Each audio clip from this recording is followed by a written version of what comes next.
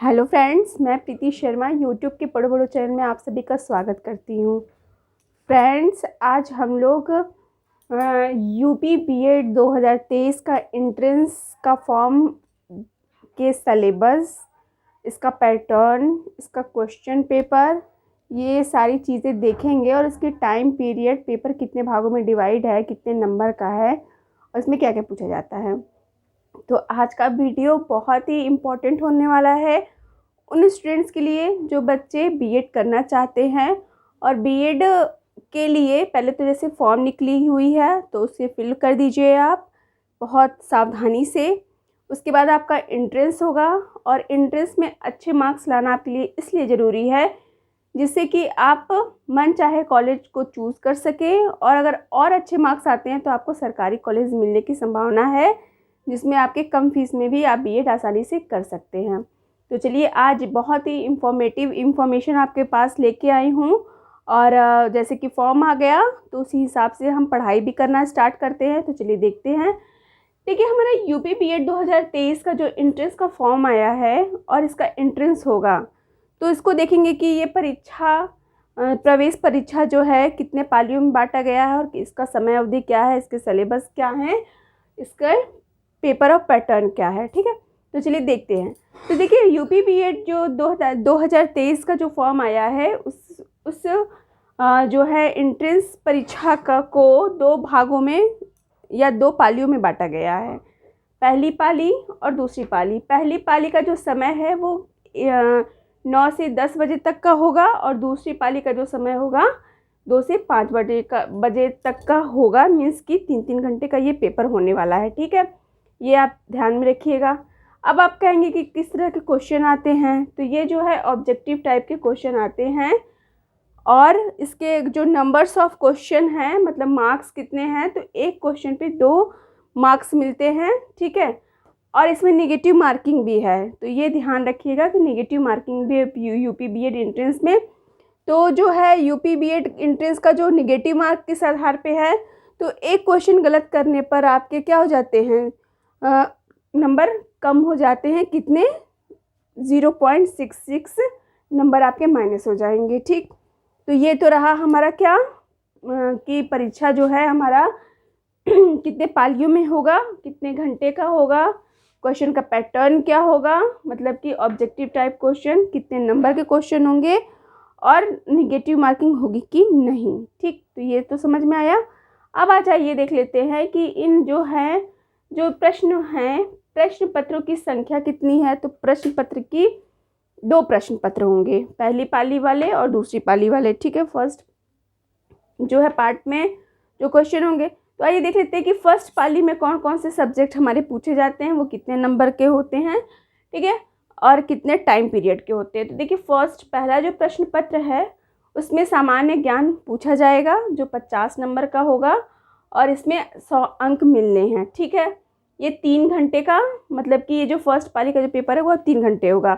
और इसी में दूसरा जो हमारा पेपर होगा, मतलब कि फर्स्ट प्रश्न पत्र में 2 प्रकार के हमारे क्या होंगे, सब्जेक्ट होंगे। एक तो सामान्य ज्ञान से रिलेटेड होंगे और दूसरे जो है भाषा से संबंधित होंगे। भाषा वो ऑब्जेक्टिव होगा, मतलब आप ऑप्शनल होगा, जो आप चूज़ कर सकते हैं। हिंदी लैंग्वेज रख सकते हैं या इंग्लिश लैंग्वेज कर सकते हैं। ये भी हमारे दोनों में से कोई एक, और ये भी हमारे 50 अंक के होंगे, 50 संख्या के, मतलब कि नंबर्स ऑफ क्वेश्चन 50 होंगे और इसके जो नंबर इसके निर्धारित हैं वो 100 नंबर के हैं। ठीक है, जैसे बताया कि एक क्वेश्चन पे 2 नंबर। ठीक, आइए देख लेते हैं दूसरा जो हमारा सेकंड पाली का जो है क्वेश्चन पेपर और इसमें कौन कौन से सब्जेक्ट होंगे। तो देखिए, जो सेकंड पाली का जो क्वेश्चन पेपर होगा वो आपका पहला जो होगा सामान्य अभिरुचि परीक्षण का होगा, जो 50 नंबर प्रश्नों की संख्या 50 होगी, मतलब 50 क्वेश्चन होंगे और 100 नंबर के ये जो है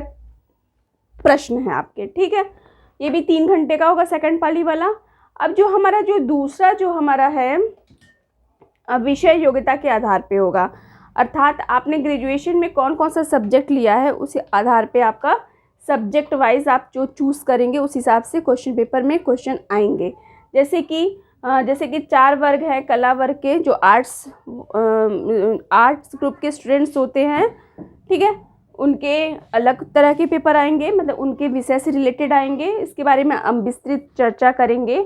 जो हमारे साइंस के स्टूडेंट्स होंगे उनके साइंस जो वर्ग के क्वेश्चन आएंगे।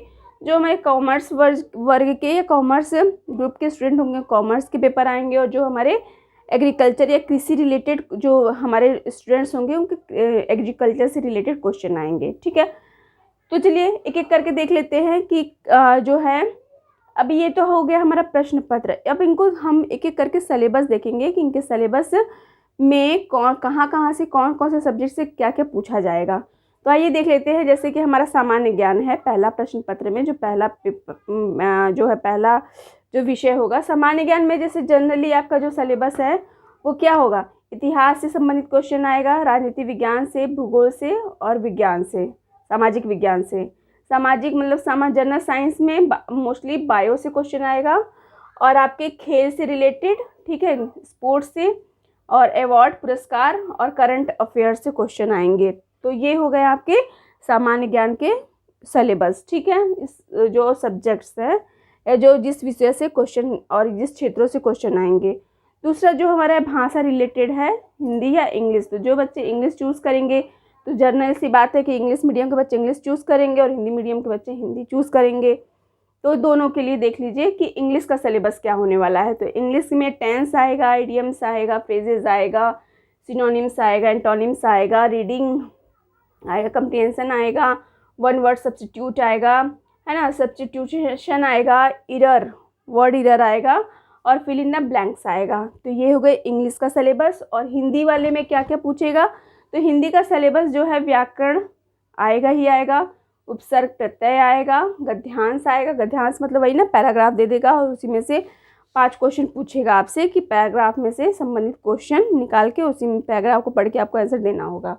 तो गद्यांश से क्वेश्चन आएगा, संधि समास से आएगा, अलंकार से, मुहावरों से, लोकोक्तियाँ से, पर्यायवाची, विलोम, रस, छंद और अलंकार से संबंधित क्वेश्चन आएगा। और इसका लेवल जो है, जो आपने ग्रेजुएशन तक मान लीजिए पढ़ा हुआ है तो वहाँ उस लेवल तक या 12th तक का लेवल मान के चलिए कि आप 12th तक बहुत ही अच्छे से अपने सब्जेक्ट पे अपने पकड़ बना रखी है। तो हिंदी में या इंग्लिश में उसी से संबंधित आएगा, उसके आगे नहीं आएगा। हाँ, लेकिन ग्रेजुएशन लेवल का तब आएगा जब आपका सब्जेक्टिव वाला जो सेकंड पेपर एग्ज़ाम होगा।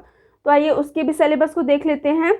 देखिए, सामान्य अभिरुचि व जो परीक्षण है इसमें क्या क्या चीज़ें आएंगी। तो सामान्य अभिरुचि परीक्षण में आपके रीजनिंग से रिलेटेड क्वेश्चन आएंगे, वर्गीकरण से, कोडिंग डिकोडिंग से क्वेश्चन आएंगे, पहेलियों से आएंगे, दिशा और श्रेणी से आएंगे, नंबर से आएंगे, रैंकिंग से आएंगे, रक्त संबंध मतलब ब्लड रिलेशन से क्वेश्चन आएंगे, और टाइम और डिस्टेंस से आएंगे। ठीक है, तो ये जो हमारा जो सामान्य अभिरुचि है ये 50 क्वेश्चन है। इसी में आधे क्वेश्चन तो मतलब कि 50 में जो है कुछ क्वेश्चन आपके मैथ्स के भी आएंगे। तो आइए देख लेते हैं कि मैथ्स के भी कौन कौन से पोर्शन से क्वेश्चन आएंगे। तो मैथ्स से जैसे लाभ हानि से आएंगे, औसत से आएंगे, समय और दूरी से आएंगे, ठीक है, चक्रवृद्धि ब्याज से आएंगे, साधारण ब्याज आदि से आएंगे, परसेंटेज से भी आएंगे। तो मैथ्स के भी कुछ पोर्शन को आपको स्टडी करना होगा, देखना होगा, ताकि जिससे आपके नंबर अच्छे से अच्छा स्कोर हो सके। अब आ जाइए बात कर लेते हैं जो हमारा सेकंड प्रश्न पत्र में सेकंड जो हमारा विषय है, जो आपके ग्रेजुएशन के बेस पे आधारित आपका जिस ग्रुप के हैं उससे रिलेटेड क्वेश्चन आएंगे। ठीक है, तो आइए पहले देख लेते हैं आर्ट्स ग्रुप के जो बच्चे हैं। तो आर्ट्स ग्रुप में मोस्टली आपके 4 सब्जेक्ट होते हैं, इतिहास होता है, भूगोल होता है, राजनीति विज्ञान होता है और अर्थशास्त्र होता है। तो इन चारों में से क्वेश्चन आएंगे किस लेवल तक, 12th के लेवल तक के क्वेश्चन आएंगे। ठीक है, वैसे ही कॉमर्स को अगर देख लिया जाए तो कॉमर्स में भी 12th तक के जो पोर्शन के 12th क्लास तक के जो भी पोर्शन हैं आपके सिलेबस से रिलेटेड, जो आपका सिलेबस आ रहा है 12th क्लास तक का, उससे संबंधित क्वेश्चन आएंगे। और वहीं साइंस की बात कर ली जाए तो साइंस भी क्लास 12th तक के 11 12 तक के सिलेबस से रिलेटेड क्वेश्चन आएंगे।